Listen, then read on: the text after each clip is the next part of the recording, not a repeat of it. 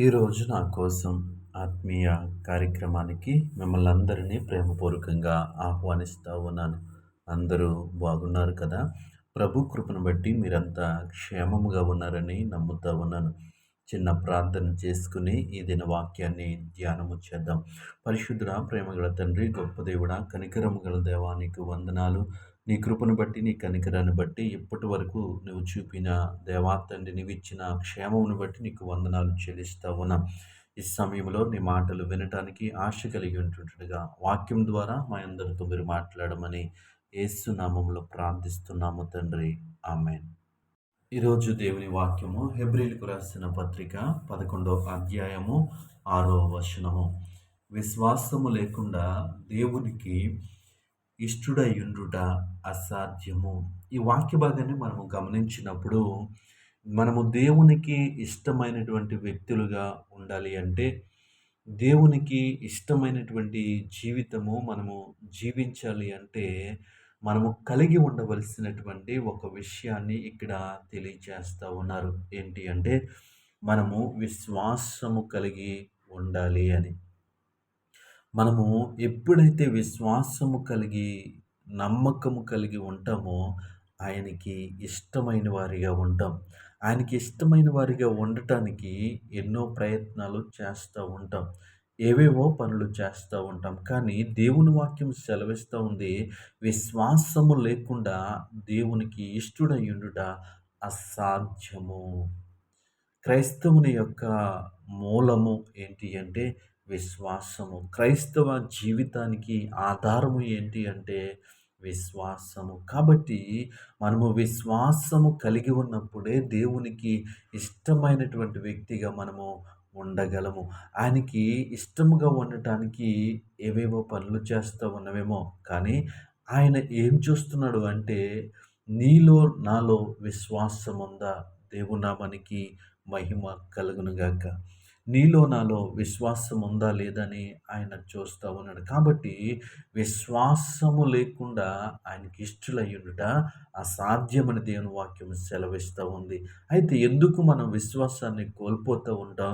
ఎందుకు మనం విశ్వాసంగా జీవించలేము అంటే, చాలాసార్లు మన జీవితంలో ఎదురైన పరిస్థితులను బట్టి, మన చుట్టూ ఉన్నటువంటి పరిస్థితులను బట్టి మన విశ్వాసాన్ని కోల్పోతూ ఉంటాం. మనము దేవుని యందు ఉన్నటువంటి నమ్మకాన్ని విడిచిపెట్టేస్తూ ఉంటాం. అంటే పరిస్థితులు మనం ప్రభావితం చేస్తూ ఉంటాయి. ఆ పరిస్థితులు ప్రభావితం చేసినప్పుడు మన విశ్వాసాన్ని కోల్పోతూ ఉంటాం. అయితే అలా పరిస్థితులను బట్టి మన విశ్వాసం మారిపోకుండా ఉండాలి అంటే, మనము దేవుని యందు స్థిరమైన వారిగా ఉండాలి. దేవుని నామానికి మహిమ కలుగును గాక. ఆయన యందు అంటుకట్టబడిన వారిగా ఉండాలి. ఎప్పుడైతే ఆయన వాక్యమందు, ఆయన మాటల యందు మనము అంటుకట్టబడి ఉంటామో, ఆయనతో మంచి సహవాసము కలిగి ఉంటామో, మనము ఆయన యందు విశ్వాసము కలిగి జీవిస్తూ ఉంటాం.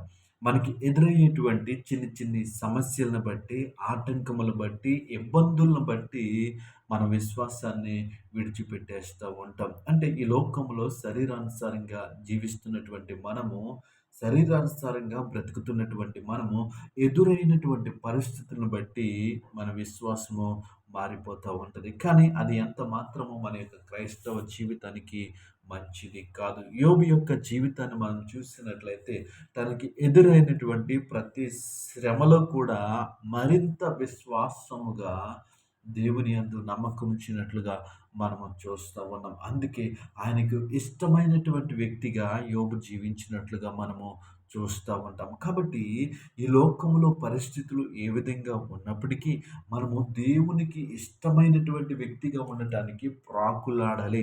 దేవునికి ఇష్టమైనటువంటి వ్యక్తిగా ఉండటానికి మనము తాపత్రయపడాలి.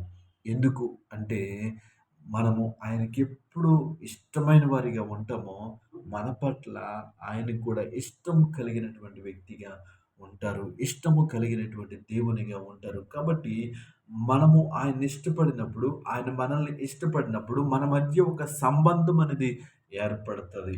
కాబట్టి దేవునితో ఆ విధమైనటువంటి సహవాసము, ఆ విధమైనటువంటి సంబంధము కలిగి ఉండాలి అంటే, మనము విశ్వాసములో స్థిరముగా ఉండాలి.